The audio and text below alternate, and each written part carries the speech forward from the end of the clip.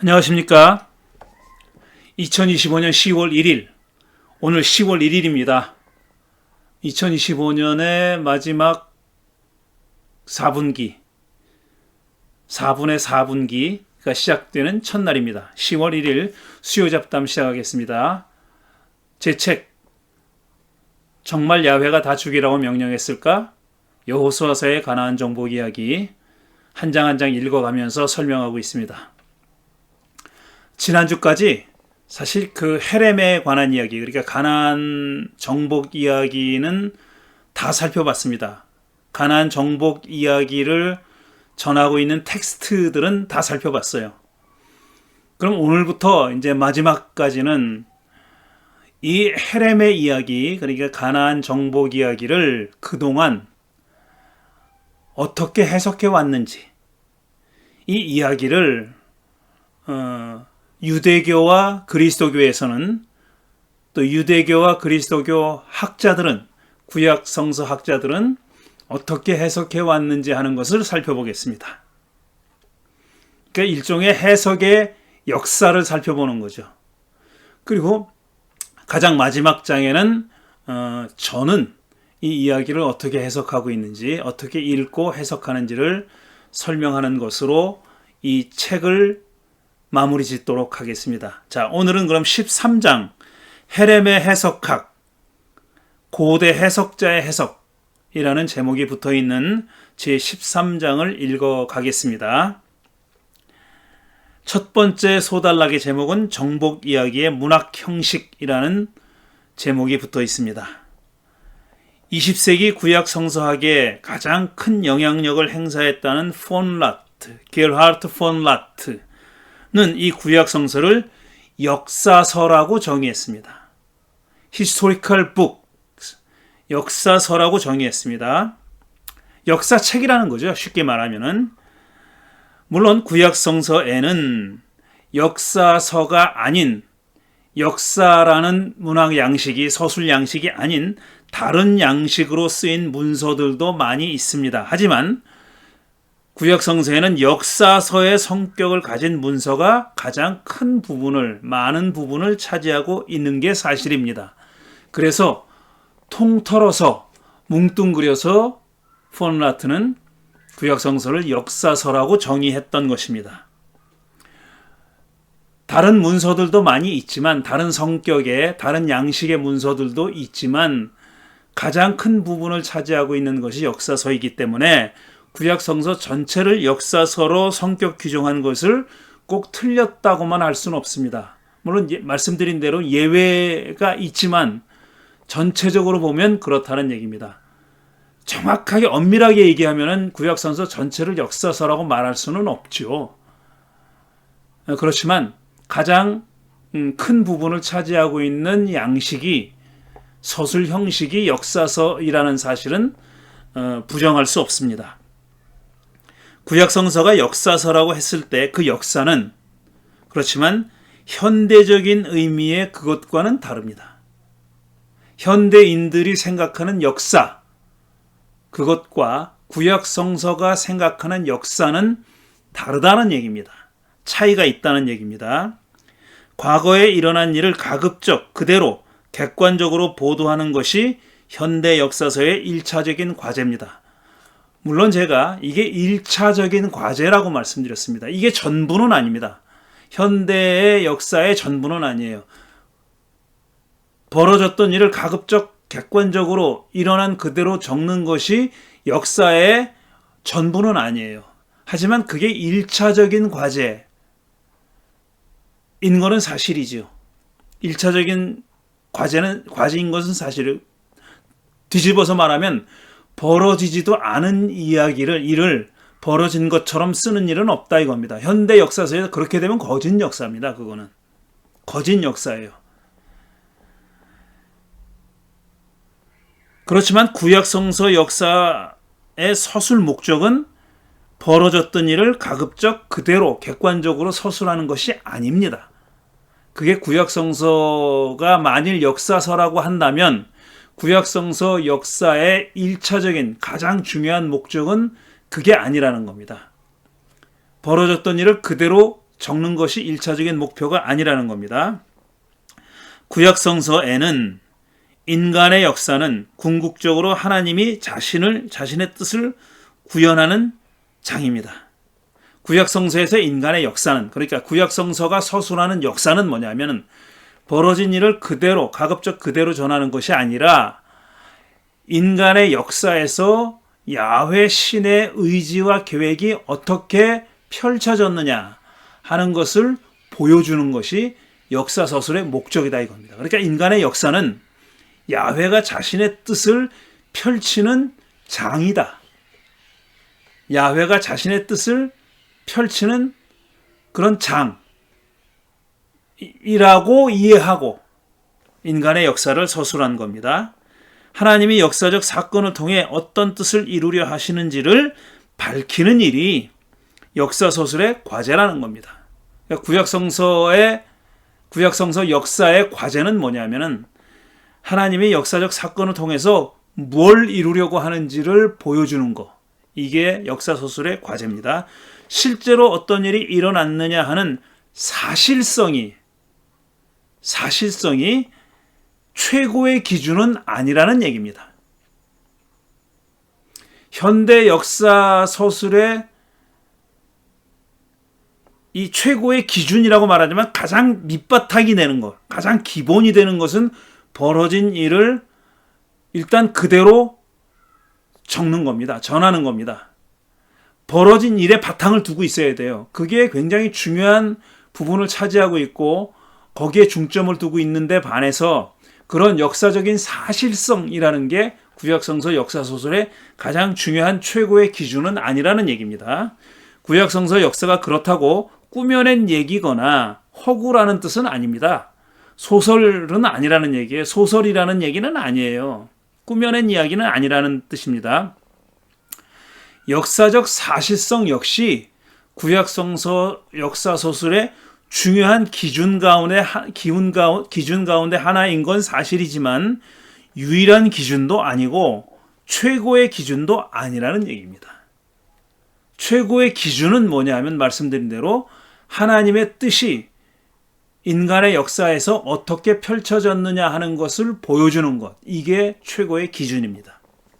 그래서 학자들은 구약성서를 역사화된 이야기 혹은 또는 역사서의 형식을 갖춘 이야기라고 규정한다고 제가 앞에서도 말씀드린 적이 있습니다. 그러니까 현대적 의미의 역사와는 차이가 있다 이런 얘기입니다. 그리고 일지 형식으로 쓰여진 역사도 아니고 벌어졌던 일을 가급적 있는 그대로 적은 역사서도 아니고 그러니까 사실상은 현대적 의미로 보면 역사서라기보다는 역사의 형식을 갖추고 있는 이야기라고 보는 게 맞다 이겁니다. 이야기, 스토리, 내러티브라는 겁니다.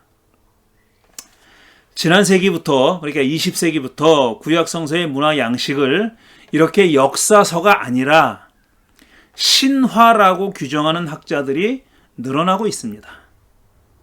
구약성서의 문학 양식을 신화라고 보는 겁니다. 물론 신화가 아닌 것도 있죠. 그런데 우리가 과거에는 역사서라고 이해했던 그런 텍스트들이 이게 사실은 현대적인 의미에서 역사서라고 보긴 힘드니까 그것과는 차이가 많이 나니까 차라리 신화라고 보는 것이 더 옳지 않겠느냐라고 주장하는 학자들이 늘어나고 있다 이런 얘기입니다.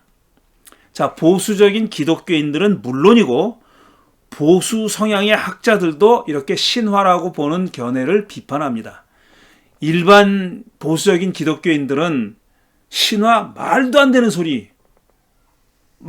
소리라고 펄쩍 뛸 겁니다. 그런데 보수 성향의 학자들도 그러니까 구약성서를 전문적으로 연구하는 학자들 가운데 보수적인 성향을 가지고 있는 학자들도 신화라고 보는 데는 거리감을 두고 있다 이겁니다. 그렇게 인정하지 않는다, 비판한다는 얘기입니다. 왜냐하면 신화하면 제일 먼저 허구라는 말이 거짓말이다, 가짜다, 꾸며낸 얘기다 이런 말이 떠오르기 때문입니다. 신화를 기독교인들은 적어도 기독교인들과 기독교 계통의 구약성서 학자들은 그렇게 신화라는 말에 친근감을 느끼지 못합니다. 오히려 적대감을 느끼고 있죠. 오랫동안 그렇게 여겨왔습니다. 왜냐하면 구약성서를 신화라고 주장했던 사람들의 역사는 상당히 깁니다. 그게 20세기에 들어와서 늘어났다는 거지 그전에는 없었다는 게 아닙니다. 그전에도 신화라고 주장하는 학자들이 있었어요. 거기에 대해서 이 기독교인들과 기독교 계통의 학자들은 또 유대교 포함해가지고 굉장히 말도 안 되는 소리라고 비판했습니다. 신화라니. 하나님의 말씀인 성서가 신화라고? 말도 안 되는 소리라고 비판해 왔어요. 그러니까 친한 말은 아니에요. 친숙한 말은 아니고 이 호감을 주는 말도 아닌 게 분명합니다. 왜 그러냐면 역시 꾸며낸 이야기, 신화라는 말 안에는 꾸며낸 이야기, 허구, 거짓 이런 것들이 그런 뉘앙스가 들어있기 때문에 그렇습니다. 그리스 로마 신화에는 우리 신화라면 제일 먼저 떠오르는 게 그리스 로마 신화잖아요. 그게 제일 친숙하죠. 서양 사람들뿐 아니라 동양 사람들에게도 신화하면은 뭐 예를 들어 중국 신화, 일본 신화, 한국 신화를 떠올리기 전에 일단 그리스 로마 신화를 떠올리잖아요. 그러니까 그리스 로마 신화에는 신들이 서로 사랑하고 증오하고 남을 속이고 불륜을 저지르는 등의 인간적인 행동들, 그것도 그렇게 썩 질이 좋지 않은 인간들이나 하는 행동들을 그 신들이 한다고 그렇게 얘기하고 있잖아요. 스스럼 없이 그렇게 얘기합니다. 그러니까 그런 양식인 신화를, 그런 형식인 신화를 구약성서에 갖다 붙이려고 말도 안 되는 소리라는 그런 배척할 만한, 배척하는 느낌, 감정을 갖는 것도 무리가 아니라는 얘기입니다.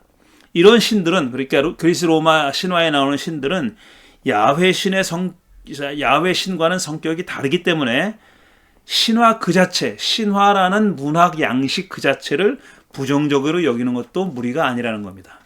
왜냐하면 야훼 신은 그리스 로마의 신화에 등장하는 신들처럼 무슨 속이고 불륜을 저지르고 이런 게 없잖아요. 죽이고 뭐 증오하고 뭐 이런 게 없잖아. 있지만 뭐 불륜을 저지르고 이런 게 없잖아요. 그러니까 어떻게 둘을 감히 비교해, 이런 생각을 오랫동안 해왔던 겁니다.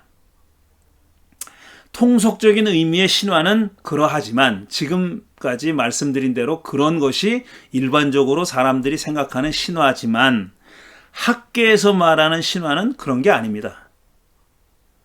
학문 세계에서 말하는 신화는 그런 게 아니에요.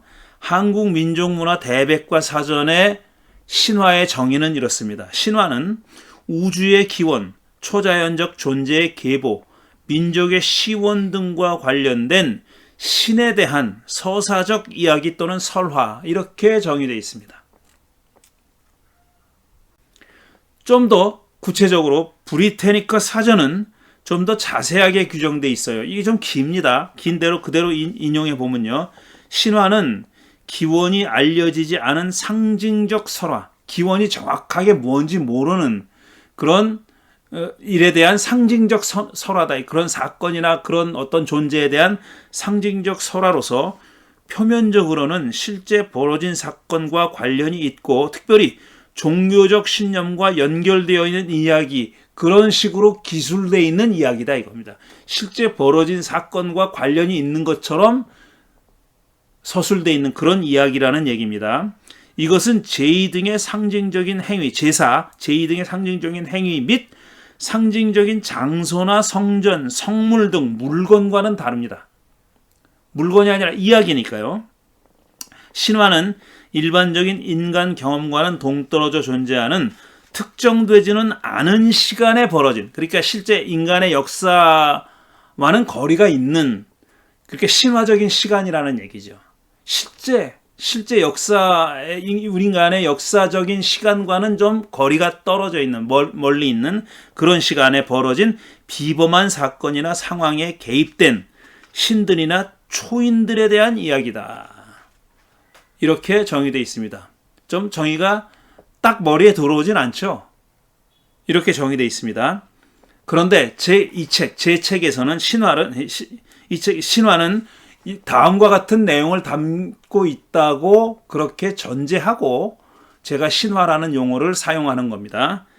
신화는 첫째, 한 공동체나 특정한 사건의 기원에 관한 이야기, 어떤 공동체의 기원, 혹은 어떤 사건에 대한 기원, 그런 기원에 관한, 그러니까 오리진에 관한 이야기입니다.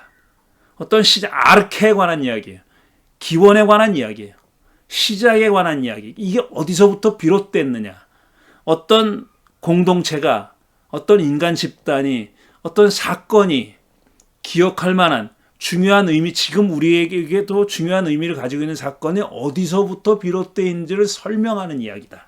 이런 얘기입니다. 둘째로, 공동체의 문화적 기억과 정체성을 형성하는 이야기. 그렇게 돼서 그 어떤 인간 집단의 공동체의 정체성을 형성하는 이야기다. 우리는 이런 공동체야.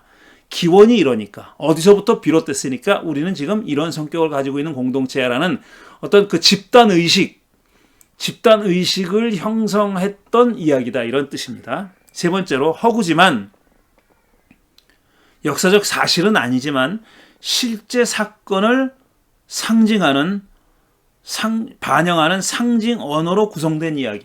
그러니까 직접적으로 어떤 사건을 지목하는 건 아니에요. 하지만 어떤 사건이 연상될 수 있도록, 특정한 사건이 연상될 수 있도록 상징 언어로 쓰여져 있다 이겁니다.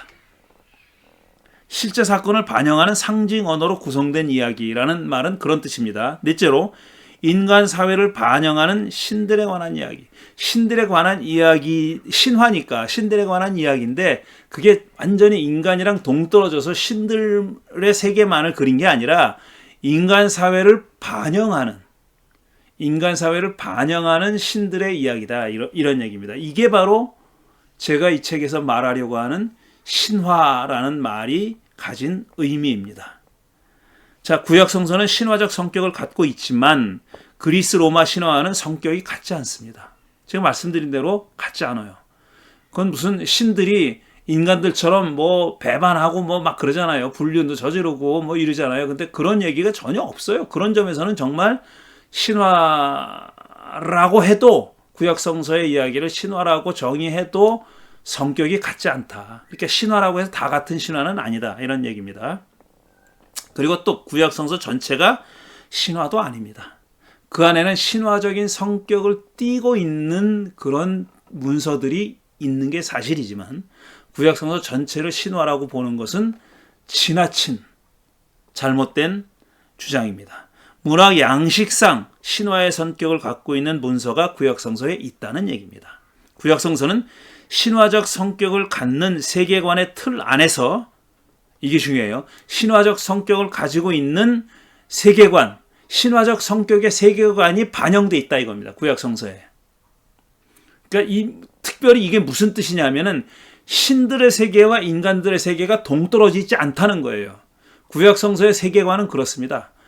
인간들의 세계에서 벌어지는 일들이 신의 세계에 영향을 주고 또 신의 세계에서 벌어지는 일들이 인간 세계에 영향을 줘요. 서로 동떨어져 있는 별개의 세계가 아니라 어떤 의미에서는 계속 서로 개입하고 연결되어 있는 세계라는 그런 세계관이 구약 성서에 반영되어 있는 겁니다.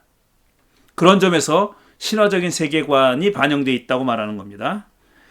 구약 성서는 신화적 성격을 갖는 세계관의 틀 안에서 이스라엘이 생각하고 경험하며 느끼고 살아가는 세상이 어떤 것인지를 그들이 믿는 신 야훼와의 관계 속에서 서술한 문서다. 이게 제가 구약 성서를 한마디로 요약하는 그런 문장이라고 제가 쓴 겁니다.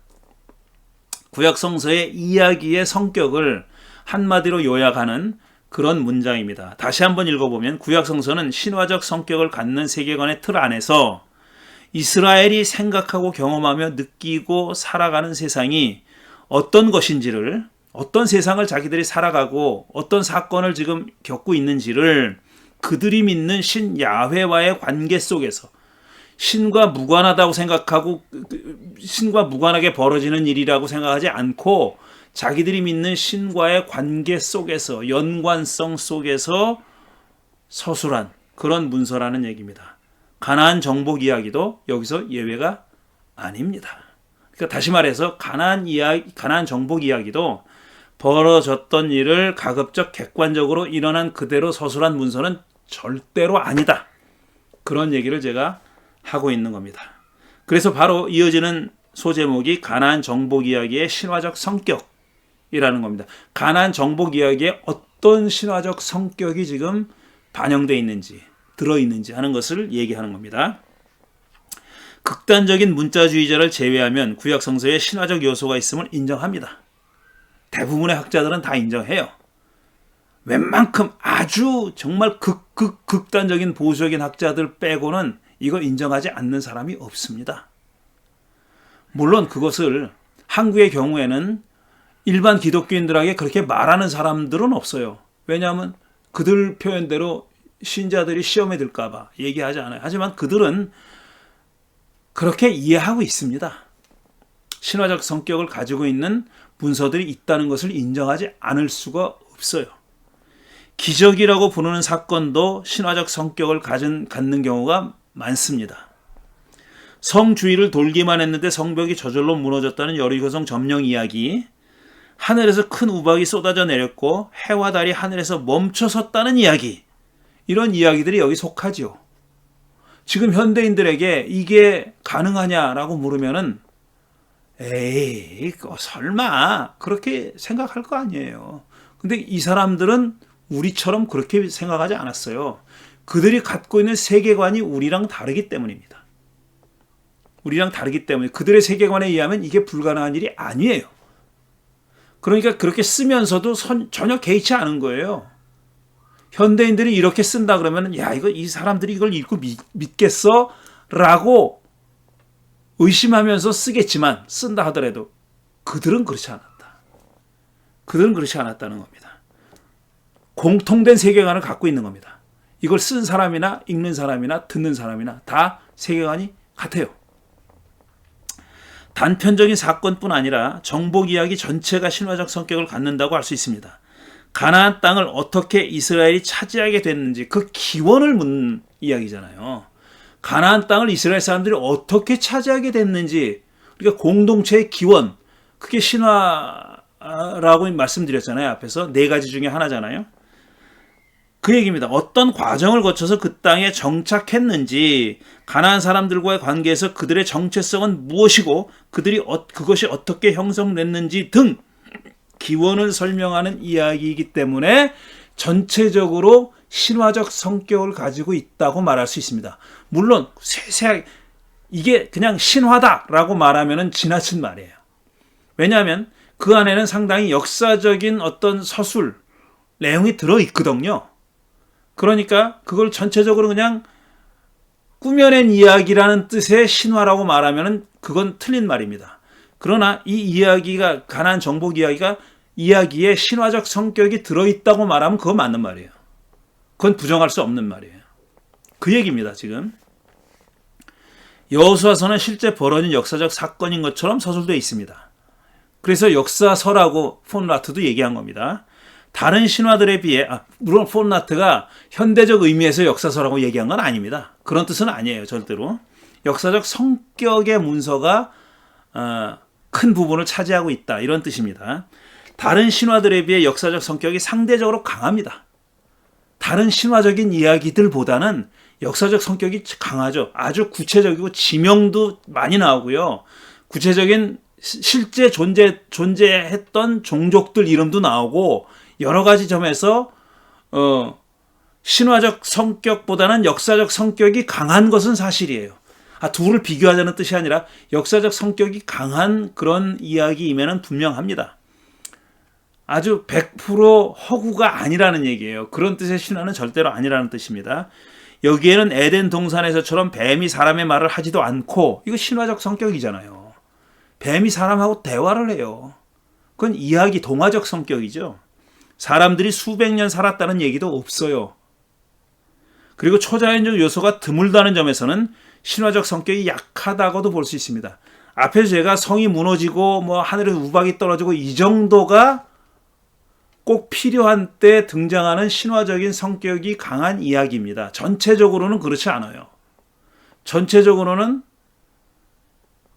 아간이 물건을 빼돌렸으면 그 대가를 치러야 하는 거고 그런 거예요. 그러니까 아주 역사적 성격이 강한 겁니다. 그런 점에서는. 초자연적 요소가 드물다는 점에서는 신화적 성격이 약하다고 볼 수 있습니다. 여호수아서의 신화를 그래서 합리화된 신화, rationalized myth 혹은 객관화된 신화, objectified myth라고 부르는 까닭이 여기 있습니다. 굉장히 역사적 성격이 강하단 말이에요. 그런 뜻입니다.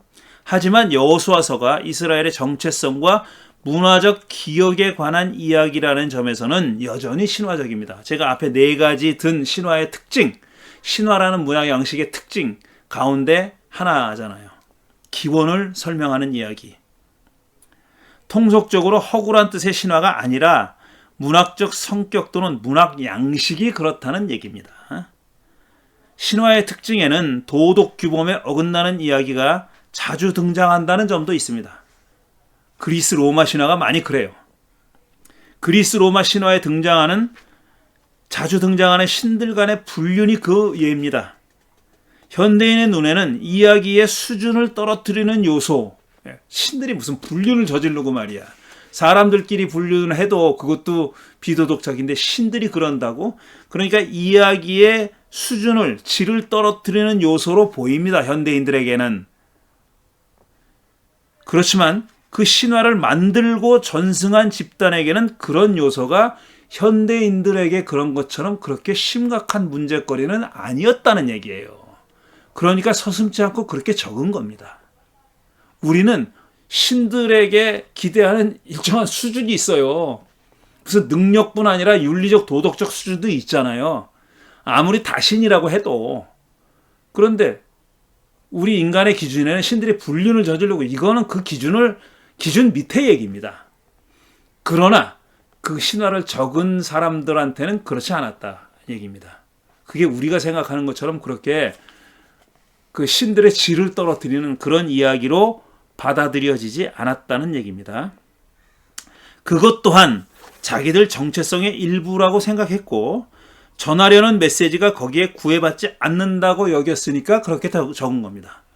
내가 하려는 말은, 정작 하려는 메시지는, 전하려는 메시지는 그것과는 크게 상관이 없는 이야기이기 때문에 또 그 메시지를 전하는데 보조적인 역할을 한다고 믿었기 때문에 이유가 있기 때문에 그렇게 적은 겁니다.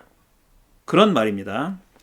가나안 정복 이야기의 헤렘도 굳이 비교하자면 여기 속한다 이겁니다. 그러니까 헤렘의 윤리적인 성격, 윤리적으로 보면 나쁜 겁니다. 분명히. 그러니까 신들의 불륜이 그런 것처럼 사실 야훼 하나님의 수준을 떨어뜨리는 이야기이면 분명해요. 야훼를 전쟁의 신, 제노사이드의 신으로 보이게 만드는 이야기잖아요. 종족 말살의 신으로 보이게 만드는 이야기잖아요. 마음에 안 들면 한 종족을 멸절시키는 것도 그냥 서슴지 않는 그런 신으로 보이게 만드는 이야기지 않습니까? 그러나 제 얘기는 정작 가나안 정복 이야기가 전하려고 하는 메시지는 이게 아니었기 때문에 이런 이야기를 도구로 사용하는 것이 그렇게 크게 꺼림직한 일은 아니었다 이런 뜻입니다. 그렇게 해도 된다고 생각했다 이런 뜻입니다. 물론 종종 말살을 시켜도 된다 이런 뜻은 아니에요. 제가 말씀드렸죠. 이건 판타지입니다. 판타지예요. 전체적으로 보면 성격이 판타지예요. 그 안에 역사적 성격도 있고 뭐도 있지만 신화적 요소도 있고 있지만 전체적으로 보면은 이상화된 이야기입니다. 그런 뜻에서 판타지예요. 그렇게 했었어야 됐다 라는 점을 아주 그러니까 회한의 심정을 가지고 그렇게 했었어야 됐는데 하지 못해서 우리가 지금 이 지경이 됐다. 이런 회한의 심정을 가지고 이상화해서 적은 이야기다. 이런 얘기입니다. 헤렘이 윤리 규범에는 분명히 어긋나죠. 종종 말살을 하라고 했으니까 단지 그 땅에 살았다는 이유로 이야기의 가치를 훼손하는 것은 사실입니다. 하지만 전하려는 메시지가 그것이 아니었기에 우리가 생각하는 것만큼 크게 문제거리가 되지는 않았다는 얘기입니다. 현대 기준으로는 대량 학살이 어떻게 부차적일 수 있겠냐 싶지만 그때 윤리 기준이 지금과 같지 않았다는 점도 고려해야 된다는 얘기입니다. 신화의 내용을 액면 그대로 받아들여서 거기에 오늘의 윤리적 잣대를 들이대는 것은 올바른 태도가 아니라고 저는 생각합니다. 신화는 다양한 의미가 함축되어 있는 문화 양식이기도 합니다. 다양하게 해석될 가능성이 열려 있다는 얘기입니다. 다양한 의미가 들어있기 때문에 또 시대가 변함에 따라 신화는 다양하게 해석돼 왔던 것이 또 사실입니다. 이를 폴 리퀘르라고 하는 프랑스의 철학자죠. 미국에서 오랫동안 활동을 했던 프랑스의 철학자 폴 리퀘르는 이를 가리켜서 여분의 의미라는 말을 만들어냈습니다. surplus of meaning. 여분의 의미라는 말을 만들어냈어요. 그렇게 불렀어요. 가나안 정복 이야기가 후대에 어떻게 이해되고 해석됐는지를 살펴보면은 이 여분의 의미라는 폴 리퀘르의 주장을 이해할 수 있습니다. 물론 폴 리퀘르가 이 가나안 정복 이야기를 두고 여분의 의미라고 얘기한 건 아니에요. 그러니까 신화뿐 아니라 모든 텍스트에는 여분의 의미가 있다고 얘기한 겁니다. 그러니까 다양한 의미가 있다고 얘기한 거예요. 근데 신화는 더더욱이 그렇다는 얘기입니다. 더더욱이 그렇다는 얘기예요. 다른 어떤 문학 양식 못지않게 아니면 그 이상으로 다양하게 해석될 수 있는 여지가 그 안에 들어있다.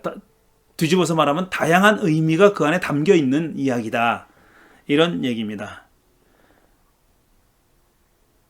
자, 그럼 이제부터는 이 가나안 정복 이야기가 어떻게 해석되어 왔는지를 살펴볼 차례입니다. 제일 먼저 구약 성서는 이 가나안 정복 이야기를 어떻게 해석하고 있나?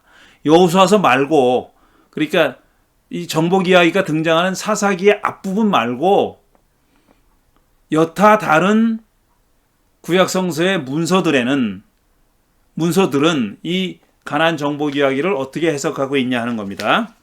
정복 이야기는 오경과 여호수아서 그리고 사사기 외에는 구약 성서에 거의 등장하지 않습니다. 이게 굉장히 사실은 쇼킹한 이야기입니다. 이 중요한 얘기가 왜 이렇게 등장하지 않지? 왜 예언자들은 여기에 대해서 한마디도 언급하지 않지? 왜 시편의 시인들은 이 엄청난 사건, 자기들이 승리한 사건, 야훼의 도움을 받아가지고, 아니 전적으로 야훼가 앞장서서 가나안 종족들을 물리쳤다 하는 자랑스러운 승리의 이야기를 왜 그렇게 노래하지 않았지? 이것부터가 이상한 거예요. 사실은. 안 그렇습니까? 생각날 때마다 노래로 만들어서 불렀어야 맞을 것 같은데 그렇지 않아요. 그게 이상하지 않습니까? 그거 자체가 이상하지 않아요. 이상하지 않냐 이거예요. 마치 에덴 동산 이야기가 그런 것처럼 에덴 동산 이야기도 거의 등장하지 않아요. 창세기 3장 이외에는 거의 등장하지 않습니다. 이렇게 널리 알려져 있는 유명한 이야기가 거의 등장하지 않아요. 그것도 이상한 거예요. 그러니까 에덴 동산 이야기는 유대교와 기독교 밖에까지도 널리 알려져 있지만 정작 구약 성서에는 창세기 2, 3장 외에는 거의 등장하지 않습니다. 이것도 이상한 일이죠. 가나안 정복 이야기도 마찬가지입니다. 거의 등장하지 않아요. 어느 문화권에서든 전쟁은 폭력을 늘 동반합니다. 대부분의 경우 그렇죠. 한 편이 싸우기 전에 항복하는 경우를 제외하면 전쟁은 예외 없이 폭력적으로 치러집니다. 전쟁 자체가 꼭 폭력이에요. 근데 그걸 전쟁이니까 정당화하는 거죠. 싸워 이겨야 되니까 적을 죽이는 거는 문제없다 이렇게 되는 거죠. 그래서 행사된 폭력을 정당화하는 논리가 필요합니다. 이 전쟁을 왜 우리는 굳이 했어야 됐다. 정당성을 꼭 찾아야 되는 거예요. 나치도 정당성을 주장했습니다. 어느 전쟁을 일으킨 어느 인간의 역사에서 어느 집단도 거기 정당성을 부여하지 않은 전쟁은 없어요. 우리가 심심해서 전쟁했다라든가 우리가 사악했기 때문에 전쟁했어 이렇게 주장하는 사람은 없어요. 꼭 전쟁을 했어야만 했다는 거예요. 이런저런 이유 때문에. 그렇게 정당화하는 논리를 개발하게 마련이죠. 행사된 폭력을 정당화하는 논리가 필요하죠. 전쟁이라도 폭력에는 일정한 한계를 둬야 한다고 믿었기 때문에 정당한 논리가 필요한 겁니다. 우리가 더 할 수 있었는데 하지 않았다. 더 많이 죽일 수 있었는데 더 많이 죽이진 않았다. 이런 논리. 왜 그랬느냐? 우리가 착하기 때문에. 뭐 이런 식으로 얘기하는 거예요. 헤렘의 목적을 가나안 사람들이 가져올 배교 행위를 미연에 방지하는 데 둔 것 역시 폭력의 정당화 수단으로 볼 수 있습니다. 이런 끔찍한 일이 벌어지는 일을 미연에 방지하기 위해서 어쩔 수 없이 헤렘했어야 됐다. 이런 논리입니다. 이 논리가 옳다 그러다 현대인의 눈으로 보면 옳지 않아요. 그러나 그들은 그런 논리를 만들었던 겁니다. 그런 목적 때문에 어쩔 수 없이 폭력을 행사할 수밖에 없었다는 식으로 말이죠. 자, 고대 중동 문화권에서 전쟁의 폭력을 정당화하는 방법은 정말 다양했습니다. 그 중에 메소포타미아의 창조 신화인 에누마 엘리시는 전쟁을 카오스 세력과의 싸움으로 봅니다. 여기 본받아가지고 메소포타미아의 여러 종족들, 제국들도 역시 자기들이 벌이는 전쟁을 그것이 침략 전쟁이라 할지라도 마치 혼돈의 세력과 자기들이 전쟁을 벌이고 있다고 그렇게 합리화했어요. 그러니까 적은 나쁜 거예요. 적은 그냥 적이기 때문에 적이 아니라 나쁜 놈들이기 때문에 적이다 이겁니다. 우리가 왜 저들을 적대해서 싸우냐? 나쁜 놈들이기 때문에. 혼돈의 세력이기 때문에. 카오스의 세력이기 때문에 이거는 무찌르고 질서를 회복해야 된다 이거죠. 그런 정당한 논리를 내세웠다는 얘기입니다. 이 싸움에 이겨서 그 세력을 물리쳐야 질서가 회복되고 샬롬이 온다는 겁니다. 평화가 온다 이겁니다. 적을 악마화하는 주장은 폭력을 정당화하는 수단 가운데 하나입니다. 저놈은 나쁜 놈이기 때문에. 이런 얘기입니다. 신에게 명령받아서 전쟁을 치르는 왕은 따라서 정의의 수호자가 되는 거예요. 신이 싸우라고 명령했어. 그래서 싸우는 거야. 그러니까 나는 신의 정의를 지금 수호하고 있는 거야. 이렇게 되는 겁니다. 가나안 정복 전쟁을 명시적으로 언급하는 시편은 없어요. 그런데 명시적으로 언급하지는 않지만 이와 비슷한 논리로 지금 말씀드린 대로 카오스 세력과의 싸움, 뭐 정의를 세우는 일, 뭐 이런 등등의 합리화하는 논리를 내세워서 전쟁 폭력을 정당화하는 시편들이 존재합니다. 몇 가지 예를 들어보겠습니다. 시편 18편입니다. 주님께서 하늘로부터 천둥 소리를 내시며 가장 높으신 분께서 그 목소리를 높이시며 우박을 쏟으시고 벼락을 떨어뜨리셨다. 그러니까 지금 신이 전쟁을 벌이고 있는 거예요. 주님이, 그러니까 야훼, 여기 주님은 야훼의 번역어입니다. 영어로도 더 로드라고 번역하잖아요. 왜 야훼라는 거를 피하려고, 야훼라는 이름 부르는 걸 피하려고. 여기 주님도 그런 뜻이에요. 야훼입니다. 그러니까 원문에는 주님께서 화살을 쏘아서 원수를 흩으시고 번개를 번쩍이셔서 그들을 혼란에 빠뜨리셨다. 주님께서 꾸짖으실 때 바다의 밑바닥이 모두 드러나고 주님께서 진노하셔서 콧김을 내뿜으실 때 땅의 기초도 모두 드러났다. 주님께서 높은 곳에서 손을 내밀어 나를 움켜잡아 주시고 깊은 물에서 나를 건져주셨다. 주님께서 나보다 더 강한 원수들과 나를 미워하는 자들에게서 나를 건져주셨다. 자, 이거 잘 읽어보면은 신화적인 전투와 실제 역사에서 일어나는 전투가 섞여 있습니다. 뭐 우박, 번개, 벼락 이런 것도 나오고 실제 전투도 나와요. 실제 전투. 이게 둘 다 섞여 있어요. 그러니까 자기가 지금 벌이는 전투와 자기 원수와 벌이는 전투와 하나님이, 주님이, 야훼가 악한 원수들과, 그러니까 무질서의 세력과 혼돈의 세력과 벌이는 전투를 짬뽕시켜버린 거예요. 뒤섞여버린 거예요. 시인은 우주적 전쟁을 묘사하고 있습니다. 사용하는 어휘들이 그렇죠. 그런데 마지막에 시인은 야훼가 강한 원수들과 자기를 미워하는 자들에게서 자기를 건져줬다고 노래합니다. 자기는 왕이에요. 이 시편을 노래하는 왕이라고. 우주적 차원의 이야기가 노래가 갑자기 지상에 내려온 겁니다. 우주적 차원에서 막 전쟁을 벌이는 야훼 신이 신화적인 전투를 벌이는 것처럼 이야기다 갑자기 그 전투를 땅바닥으로 가지고 내려오는 거예요. 지상으로 가지고 내려오는 거예요. 그래서 자기가 지금 현실에서 벌이고 있는 전투와 섞어버리는 겁니다. 시인은 전쟁은 야훼가 우주의 시인의 전쟁은 야훼가 우주의 카오스 세력과 싸우는 전쟁의 지상 버전인 겁니다. 그러니까 카오스 세력과의 우주적 전쟁에서 야훼가 승리해야 하듯이 땅에서 치르는 전쟁도 왕이 승리해야 한다는 얘기입니다. 땅의 전쟁에서의 폭력은 그렇게 정당화됩니다. 나는 지금 야훼의 싸움을 싸우고 있는 거야. 야훼가 우주적인 전쟁을 벌이고 있는 바로 그 전쟁의 지상판이야 이게. 이렇게 주장하는 겁니다. 야훼가 우주의 카오스와 싸우는 것처럼 왕은 지상의 카오스와 싸우고 있으니 반드시 이겨야 하고 자기가 벌이는 전쟁은 정의를 위한 전쟁이다. 이렇게 주장하는 겁니다. 그 다음에 시편 89편 8절부터 12절입니다. 주 만군의 하나님, 누가 주님 같은 용사이겠습니까? 오 주님, 주님의 신실하심이 주님을 둘러싸고 있습니다. 주님은 소용돌이 치는 바다를 다스리시며 뛰노는 파도도 진정시키십니다. 주님은 라합을 격파하여 죽이시고 주님의 원수들을 주님의 강한 팔로 흩으셨습니다. 지금 우주적 전쟁을 벌이고 있는 거죠. 그러니까 코스믹 배틀이에요. 우주적 전쟁을 벌이고 있는 거예요 지금. 하늘은 주님의 것, 땅도 주님의 것, 세계와 그 안에 가득한 모든 것이 모두 주님께서 기초를 놓으신 것입니다. 자폰산과 아마누스산, 이게 신화적인 산입니다. 신화에 등장하는 이름의 산이에요. 산 이름들이에요. 주님이 창조하셨으니 다볼산과 헤르몬산이 주님의 이름을 크게 찬양합니다. 뒤에 거는 실제로 존재하는 산이에요. 자, 라합은 고대 중동 문화권에서 신화적인 카오스 세력의 상징입니다. 그런데 이 라합은 여리고성의 라합과 철자가 달라요. 이 라합과 실제 인물, 기생 라합은 우리말로는 같은 발음을 하지만 히브리어 철자는 다르다는 얘기입니다. 그러나 의미가 있는 거죠. 비슷한 철자를 사용하는 이름을 쓴 것은.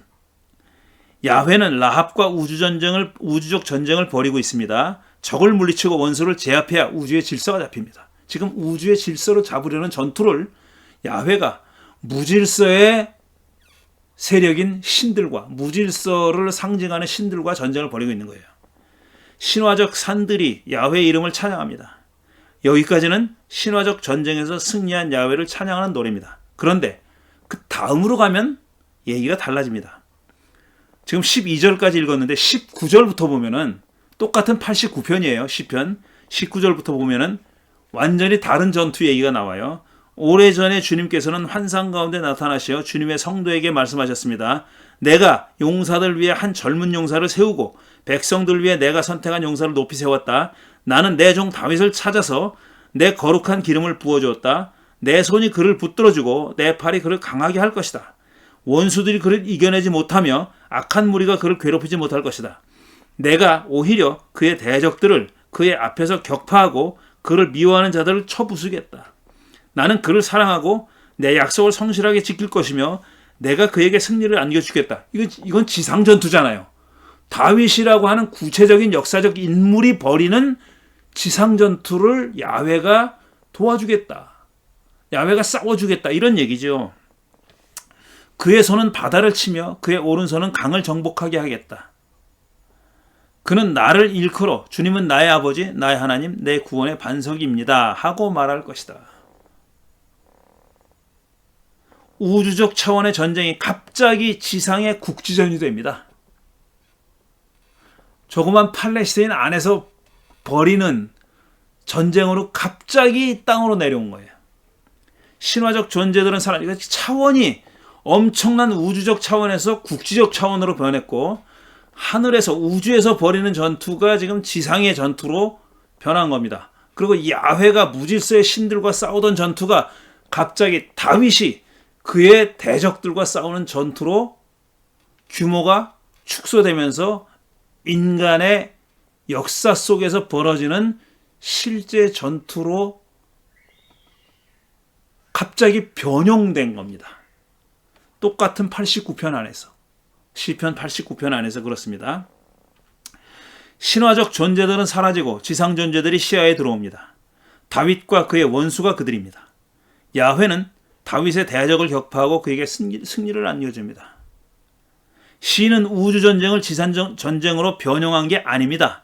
지상전쟁을 우주전쟁으로 확장시킨 겁니다. 순서가 그렇게 된다는 거예요. 그럼으로써 지상전쟁을 합리화하는 겁니다. 우주전쟁의 지상판으로 합리화하는 거예요.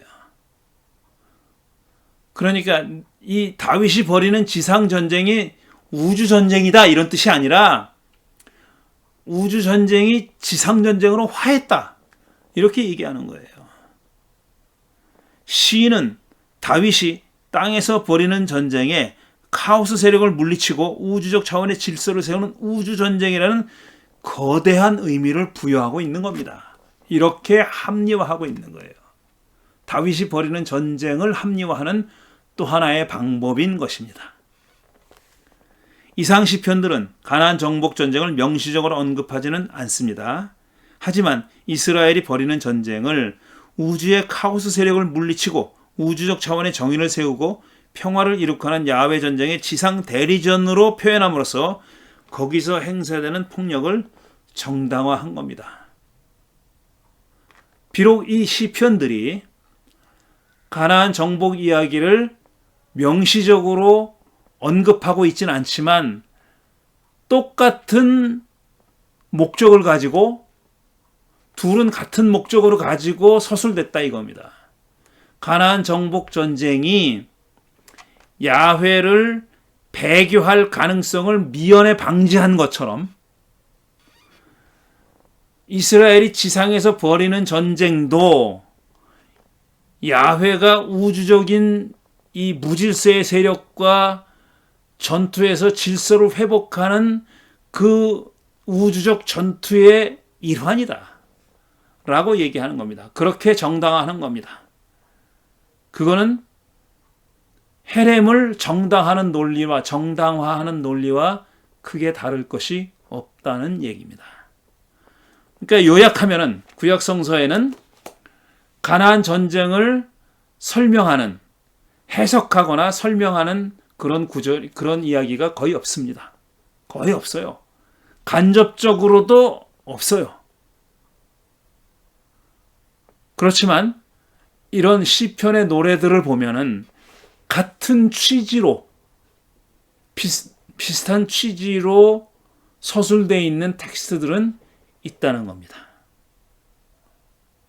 자, 오늘은 여기까지 하고 다음 주에는 그럼 외경과 신약 성서는 이 가나안 전쟁을 어떻게 이해하고 해석하고 있는지를 살펴보겠습니다. 그게 12장이고 그 다음에 이제 넘어가서 13장이 되면은 이제 이게 12장 맞나? 죄송합니다. 잠깐 보고요. 13장이었군. 제가 12장이라고 착각을 했습니다. 13장이고 그 다음에 이제 14장부터는 기독교 안에서 기독교 학자들은 이 가나안 전쟁을 어떻게 해석해 왔는지 하는 것을 자세하게 설명해 드리도록 하겠습니다. 오늘은 여기까지 하고 다음 주에 외경과 구약 신약 성서의 해석으로 다시 만나 뵙겠습니다. 감사합니다.